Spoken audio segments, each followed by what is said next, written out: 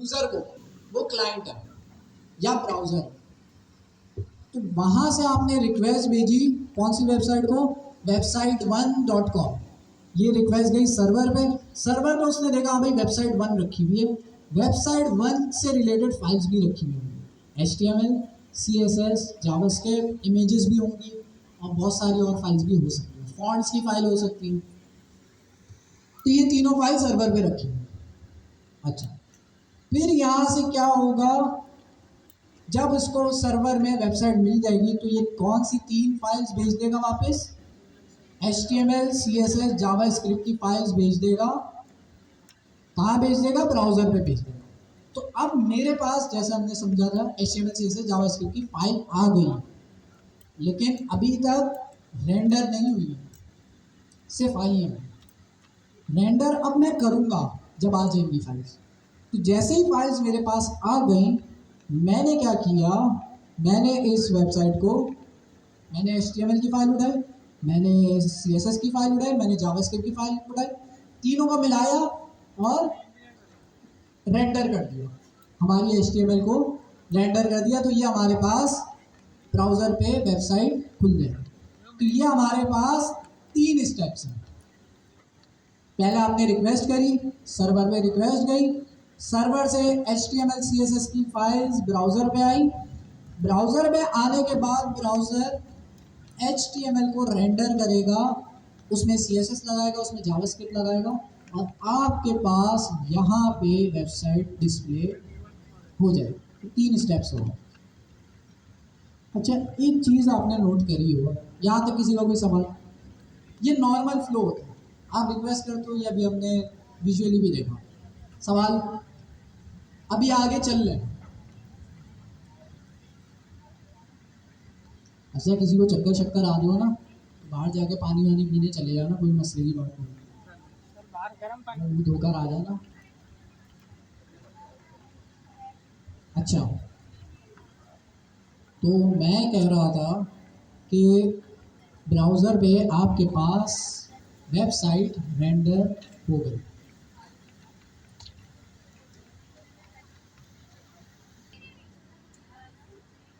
क्या नोट कर रहा हूँ, क्या नोट कर रहा हूँ,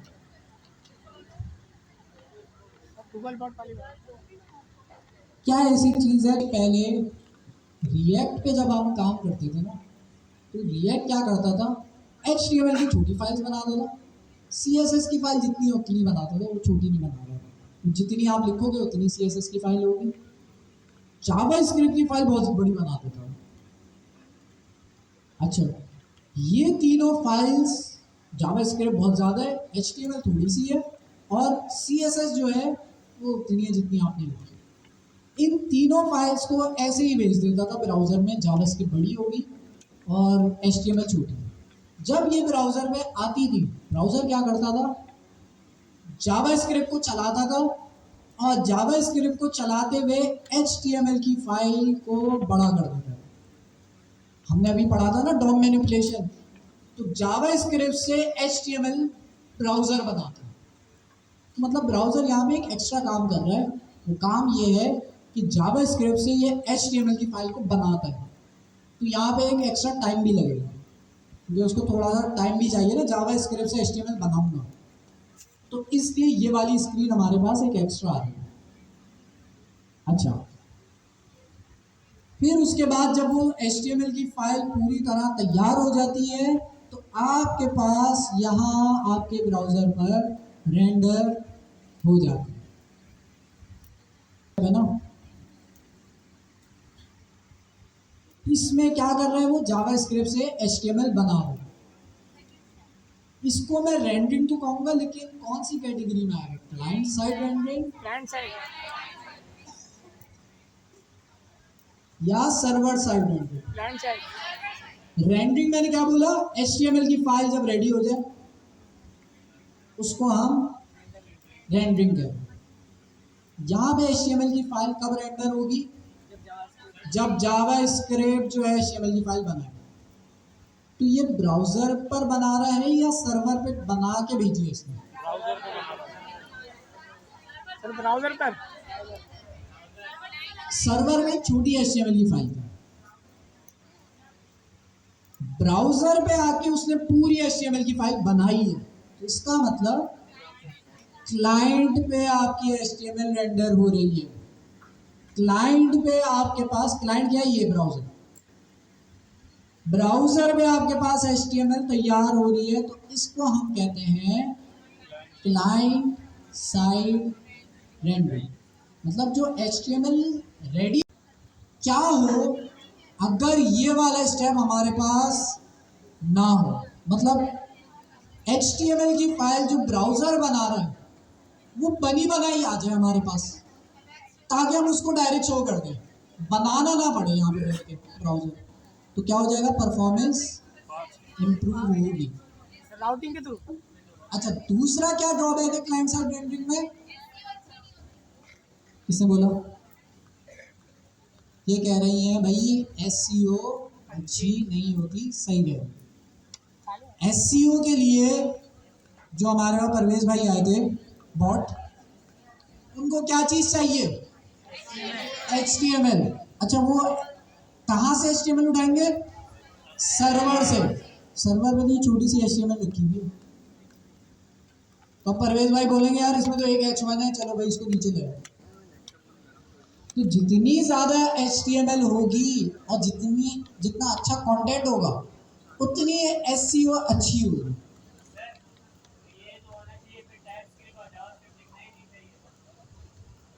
अरे तो सिर्फ गूगल बॉट थोड़ी बैठा है, हम भी तो बैठे हैं ब्राउजर। ब्राउजर वेबसाइट कैसे शो करेगा अगर जावास्क्रिप्ट नहीं होगी या CSS नहीं होगी, ठीक है। तो वो बॉट के केस में, अच्छा ये बॉट की मैंने यहाँ पे शायद डायग्राम बनाई, ये है, परवेज भाई। ये परवेज भाई, ठीक है। तो परवेज भाई ने जो है यहाँ पे रिक्वेस्ट करी website.com पे, वहां से उन्होंने सिर्फ HTML की फाइल उठाई। अच्छा, HTML की फाइल शौकत ने जो है HTML छोटी बनाई थी, तो भाई ये छोटी सी HTML आ गई, और जो है HTML परवेज भाई को मिली, परवेज भाई साइड हो गई। परवेज भाई ने बोला ये क्या है, तो मतलब SEO अच्छी नहीं होगी इस केस में, क्योंकि HTML कम है। ये रिएक्ट में ऐसा होता था, क्लाइंट साइड रेंडरिंग रिएक्ट में होती थी, आपकी HTML इतनी सी बनती थी, जावास्क्रिप्ट इतनी बड़ी बन जाती थी। जावास्क्रिप्ट जितनी कम हो, HTML जितनी ज्यादा उतना अच्छा है। तो फिर हमारे पास कॉन्सेप्ट आया नेक्स्ट जेएस के अंदर, क्या, सर्वर साइड रेंडरिंग। अच्छा, पहला स्टेप ऐसे ही है, ब्राउजर का आगे आप लिखोगे शौकत.com, shahabuddin.com, तो यहाँ पे वो रिक्वेस्ट जाएगी सर्वर पे, सर्वर पे जाके वो वेबसाइट ढूंढेगा। यहाँ पे क्या डिफरेंस है, HTML बड़ी बनी हुई है पहले से और HTML है अब बड़ी। यहाँ HTML पहले से तैयार है, नेक्स्ट जेएस ये कर रहा है खुद ही। इसमें दो और कैटेगरी है, वो अभी हम डिस्कस करेंगे, उसको हम कंट्रोल कर सकते हैं, बट HTML जो तैयार करने वाला प्रोसेस है ना, ये खुद ही कर रहा होगा, हमने कुछ एक्स्ट्रा कोड नहीं लिखा, इसलिए तो हम थ्योरी कर रहे हैं सिर्फ, क्योंकि वो हमें करना ही नहीं पड़ता।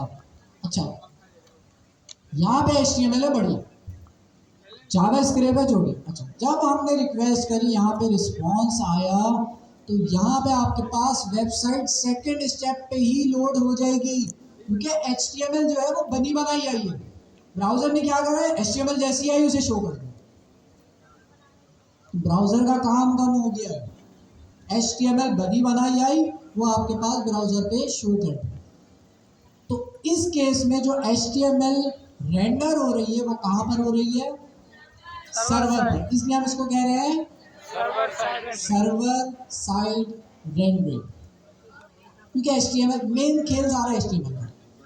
तो इसकी परफॉर्मेंस इंप्रूव हो गई, क्योंकि अब ब्राउजर का काम कम हो गया ना, ब्राउजर अब जावास्क्रिप्ट से HTML नहीं बनाएगा, अब इसको बनी बनाई HTML मिली, उसने ब्राउजर पे शो किया, तो परफॉर्मेंस अच्छी हो गई। अच्छा, इसमें मैंने एक और चीज ऐड करी है, क्या, बंदर के अलावा, कलर हाईलाइट पर रेड स्मार्ट तो है वैसे बंदे, किससे मिल रहा है? नहीं नहीं, इससे चश्मा लगाया है, बाल भी खड़े हैं। जेब से, जेब में तो चश्मा भी लगाया है, बाल खड़े हैं बाल। नहीं नहीं यार, अच्छा कोई भी नहीं है भाई यहाँ पे। एक चीज मैंने यहाँ पे खरीदी है। अच्छा वेबसाइट तो लोड हो गई, लेकिन ये जो बटन था हैमबर्गर वाला जिसको क्लिक करते था मेन्यू खुलता था, ये अभी लोड नहीं हुआ, शो हो गया लेकिन ये चलेगा नहीं पहली दफा। क्यों? क्योंकि इसको चलाने के लिए चाहिए जावास्क्रिप्ट। तो जावास्क्रिप्ट अभी लोड नहीं हुई, फौरन लोड नहीं हुई। फौरन क्या लोड हुई? वो फौरन HTML लोड हो गई, लेकिन जावास्क्रिप्ट जो है वो अब लोड होगी, थोड़ा सा टाइम लगेगा, मिली सेकेंड्स का। बट जब तक लोड नहीं होती तब तक ये बटन चलेगा नहीं, लेकिन वेबसाइट शो हो जाएगी। अच्छा अरे यार, चलो छोटा कर देते हैं, ठीक है। तो वेबसाइट शो हो गई तो कम से कम यूजर वेबसाइट तो देखना स्टार्ट कर देगा ना, जब तक ये बटन भी लोड हो जाए। कौन सा यूजर ऐसा होगा जो वेबसाइट खुलते ही मेन्यू पे क्लिक करेगा? नहीं होगा ना। तब तक वो लोड होता रहेगा, हम वो वेबसाइट देख, तो परफॉर्मेंस अच्छी हो गई, यूजर बोलेगा क्या अच्छी वेबसाइट बनाई, फौरन लोड हो गई। तो अगले स्टेप में जावास्क्रिप्ट भी जब लोड हो जाएगी तो ये बटन भी इंटरेक्टिव हो जाएगा, मतलब इस पर आप क्लिक वगैरह कर सकते हैं। पहले क्या था, ये इंटरेक्टिव नहीं था, मतलब आप इस पर क्लिक वगैरह नहीं कर सकते। आइकन शो हो रहा होगा लेकिन ये क्लिक करने पे वर्क नहीं करेगा, लेकिन थोड़ी सी मिली सेकेंड्स का कोई डिफरेंस होगा, ये इंटरेक्टिव हो जाएगा।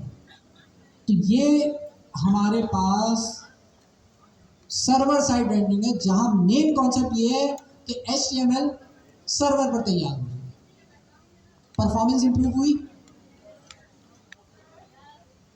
एक सेकंड, लड़कियों में पूछता हूँ। अच्छा लड़कियों में मसला ये है कि सब साथ साथ बैठे हुए हैं, मैं मारूंगा किसी की आंख में ना लग जाए, इसलिए जो है ना मैं कोने कोने में टारगेट कर रहा हूँ। अच्छा जी, ये आगे बैठे हुए हैं ना।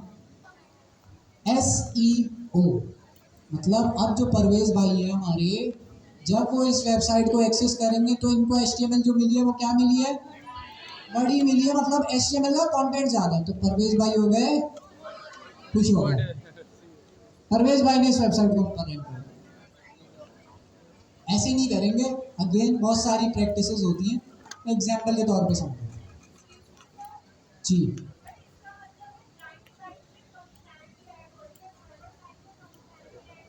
बिल्कुल ऐसे ही है। अच्छा अब वो मैं डिस्कस करूंगा ना तो वो तो समझ नहीं आएगा, तो वो जब हम ऑन क्लिक वाली चीज सीखेंगे ना तो उसमें डिस्कस करेंगे। बट मेन कॉन्सेप्ट हमने क्लाइंट साइड रेंडरिंग और सर्वर साइड रेंडरिंग। अच्छा ये जो बटन है ना, नेक्स्ट इसकी खूबसूरती है, पूरा पेज आप सर्वर पे रेंडर कराओ, सिर्फ ये जो बटन है ये क्लाइंट पे रेंडर कराओ, कर सकते हो ऐसा, हम करेंगे आगे चल के। पूरा पेज सर्वर पर रेंडर करा दो, सिर्फ ये बटन, सिर्फ इस बटन की परफॉर्मेंस लो। बटन की परफॉर्मेंस का क्या करना है, वेबसाइट तो शो हो गई ना, यूजर वेबसाइट देखने लग जाएगा, जब तक ये बटन भी लोड हो जाएगा। तो ये खूबसूरती है नेक्स्ट.js की कि आप आधा क्लाइंट आधा सर्वर दोनों कर सकते हो एक ही पेज पे। कैसे करेंगे वो आगे चल के हम देखेंगे, थ्योरी समझ आएगा जी जल्दी। और भी जैसे अगर सर्च बार है तो उसमें जावास्क्रिप्ट लगी हुई होगी, तो उसमें भी सेम चीज होगी। क्या चीज? परफॉर्मेंस। सर्वर साइड में परफॉर्मेंस अच्छी है, क्लाइंट साइड में मसला ये, सर्वर साइड में मसला ये कि आप फंक्शनैलिटी नहीं इम्प्लीमेंट कर सकते। मतलब ये जो बटन पे क्लिक करने वाली चीज़ है ना, क्लिक तो आप ब्राउजर पे ही करोगे ना, सर्वर पे तो माउस ही नहीं है तो क्लिक कहाँ से करोगे? क्लिक आप ब्राउजर पे ही करोगे। तो ये डिटेल में आगे चल के पढ़ेंगे, फिलहाल इसको नहीं रहने देते हैं। अच्छा जल्दी से, सर्वर साइड रेंडरिंग हमने यहाँ पे देखा और क्लाइंट साइड रेंडरिंग देखा। मेन कॉन्सेप्ट HTML ब्राउजर पर रेंडर हो रही है या सर्वर पर रेंडर हो रही है, बाकी मैं डायग्राम देखूंगा तो आप दोबारा गो थ्रू करोगे तो समझ आ जाएगा फिर से। अच्छी बनाएंगे ना डायग्राम। सर इस डायग्राम को गौर से देखो, रिक्वेस्ट गई सर्वर पे, यहां पे देखिए जब सर्वर पे रिक्वेस्ट आई तो एक काम हो रहा है, क्या हो रहा है वो काम? HTML बन रही है, मतलब HTML बनी भी रखी भी नहीं थी। जब हमने रिक्वेस्ट करी तब वो HTML बनाना उसने शुरू करी, लेकिन सर्वर पे वो बना रहा है। बना के जब तैयार हो जाएगी तब वापस भेजेगा, फिलहाल अभी लोड हो रही है। तो जब तक HTML बन रही है तब तक लोड होती रहेगी, ब्राउजर पे भी लोडिंग होती रहेगी। जब आपके पास सर्वर पे HTML बन जाएगी फिर वो क्या करेगा, HTML अच्छा बन अभी भी सर्वर पर ही रही है, लेकिन इससे पहली वाली अप्रोच और इसमें क्या डिफरेंस है अभी उसको डिस्कस करेंगे। तो ये मुझे बताएं, ये सर्वर साइड रेंडरिंग की कैटेगरी में आ रहा है या क्लाइंट साइड रेंडरिंग की category? Server side. Server side, क्योंकि HTML सर्वर पे रखी है, लोड हो रही है। अच्छा, तो मैंने आपको बताया जब मैंने रिक्वेस्ट करी सर्वर उस वक्त HTML बनाना उसने शुरू करी, जब HTML बन गई तो उसने वापस दे दी मुझे। तो ये अगले स्टेप में यही दिखा रहा है कि HTML सर्वर ने बना दी, फिर उसके बाद उसने तीनों फाइल्स जो है आपके पास ब्राउजर पे भेज दी। बटन तो क्लाइंट पे ही रेंडर होगा, बटन जो है ना ये ब्राउजर पर ही चलेगा। क्यों, वो हम आगे जब बटन्स बनाएंगे ना तब उसमें डिस्कस करेंगे। तो फिलहाल इसको मैंने ऐसे ही रखा हुआ है। बट पिछली वाली अप्रोच, अच्छा मैंने डिस्क्रिप्शंस भी ऐड करे हैं, तो मतलब अगर जाहिर सी बात है सब चीज़ें अचानक से याद तो हो नहीं जाएंगी, लेकिन ये होगा कि घर जाके पढ़ोगे ना इसे तो कुछ ना कुछ बातें मेरी याद आ रही होगी। तो अच्छा सर ने ये कहा था, ये कहा था, ये कहा था। मैं व्हाट्सएप ग्रुप में ये पूरी डायग्राम शेयर कर दूंगा। बाकी अगर फिर भी सवाल हो ChatGPT से पूछो, उसका दिमाग का है ना, उसका दिमाग है ना। मैं अपनी बात कंप्लीट कर लूँ, इससे पहले टाइम खत्म हो गया, फिर सवालात करते रहना, ठीक है। यूज कॉन्सेप्ट समझने पहले, यूज कहाँ करना है उसको भी, यूज केसेस होंगे, पहले इसको समझ तो लेना। देखो, एक है server side rendering, client side तो क्लियर हो गया, उसमें ये HTML ब्राउजर पे रेंडर हो गया तो उसको साइड कर दो, वो खत्म हो गया कॉन्सेप्ट, मतलब उसको अब हम डिस्कस नहीं करें। अब सर्वर साइड रेंडरिंग में दो कैटेगरीज है, एक का नाम है SSG, क्या नाम है जी, स्टैटिक साइट बताओ जनरेशन। ना, स्टैटिक सर्वर साइड रेंडरिंग। दूसरे का नाम है डायनेमिक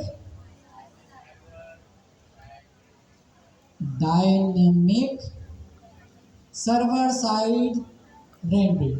अच्छा, दोनों में हमें एक डिफरेंस नजर आ रहा है, वो ये कि यहाँ पे जो स्टैटिक सर्वर साइड रेंडरिंग वाला है ना, उसमें HTML बना नहीं रहा है, वो बनी बनाई रखी हुई है पहले से, वो बनी बनाई रखी हुई है। कैसे रखी हुई है वो हम करेंगे ना तब देख लेंगे, बट बनी बनाई रखी हुई है। अभी टाइम कम है तो थ्योरी समझ लो।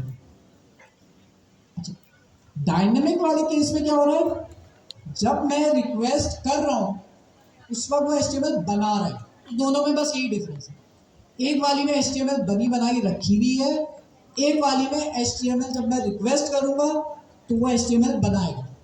तो दोनों में परफॉर्मेंस वाइज क्या डिफरेंस है। अब आप इसको ऐसे समझें कि हम सब वेबसाइट 2 जो है .com shopper.com को एक्सेस करना चाहते हैं, तो अगर मैं डायनेमिक सर्वर साइड रेंडरिंग की बात करूंगा तो उसमें क्या होगा, टाइम लगेगा। मैंने shopper.com पे रिक्वेस्ट करी, shopper.com जो है वो HTML की फाइल बनाएगा और मुझे भेजेगा। फिर ये रिक्वेस्ट करेंगे, आपका क्या नाम है, अवेश। अवेश रिक्वेस्ट करेगा, अवेश के लिए भी HTML वो बनाएगा, फिर रिटर्न करेगा। इसी तरह से यहाँ से खवातीन में से कोई रिक्वेस्ट करेगा तो रिक्वेस्ट जाने पे HTML फिर बनाएगा, मतलब जितनी रिक्वेस्ट बच जाएंगी उतनी दफा HTML बनेगी। HTML कहाँ बन रही है, सर्वर पर। लेकिन डायनेमिक इसलिए बोल रहा हूँ, हर यूजर के लिए HTML बन रही है, तो इसलिए डायनेमिक क्या है, इससे क्या होगा, परफॉर्मेंस स्लो हो जाएगी। लेकिन इसको यूज कहाँ करेंगे उसको अभी हम डिस्कस करते हैं, पहले स्टैटिक को डिस्कस कर लें। अच्छा, दूसरा केस डायनेमिक अभी डिस्कस कर लिया। हर यूजर के लिए HTML बन रही है। डायनेमिक वाले केस में क्या होगा, हमारी HTML बनी हुई रखी हुई है, मैं यहाँ पे रिक्वेस्ट करूंगा, HTML बनी हुई है तो जाहिर है उसको बनाने की जरूरत नहीं पड़ेगी, वही वाली HTML मुझे दे देंगे। ये रिक्वेस्ट करेंगे, इनको भी वही वाली HTML मिल जाएगी। आप में कोई रिक्वेस्ट करेगा, आपको भी वो बनी बनाई HTML मिल जाएगी। तो यहाँ पे HTML बनी बनाई रखी हुई है, इसलिए इसको कह रहे हैं static server side render. Performance किसकी अच्छी होगी, स्टैटिक की। स्टैटिक या डायनेमिक? स्टैटिक। स्टैटिक, क्योंकि उसमें HTML बनी। ये डायनेमिक क्यों है? अच्छा, स्टैटिक में एक मसला है,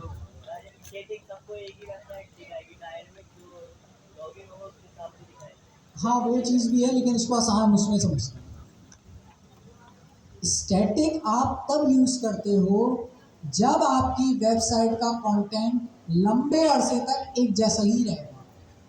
जैसे पोर्टफोलियो वेबसाइट है, आपकी अपनी वेबसाइट अगर आप बनाओ तो उसमें जो है, आप एक दफा वेबसाइट बनाओगे, ऐसे ही उसमें चेंजेस अगर आपने करनी होगी तो बहुत रेयरली आप करोगे।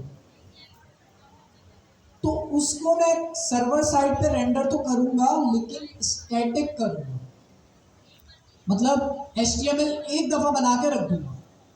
तो अब जो भी यूजर रिक्वेस्ट करेगा उसकी अच्छा, ये HTML मैंने नहीं बनानी है, नेक्सस बना देगा, तो ये फायदा है, हमें नेक्सस खुद ही बना देता है HTML। तो HTML बनी हुई रखी हुई है स्टैटिक सर्वर साइड रेंडरिंग। तो ऐसे केसेस में आप static server side rendering use करोगे जहां पे आपका कंटेंट रेयरली चेंज होता है। पोर्टफोलियो वेबसाइट हो गई, ब्लॉग्स की वेबसाइट हो गई।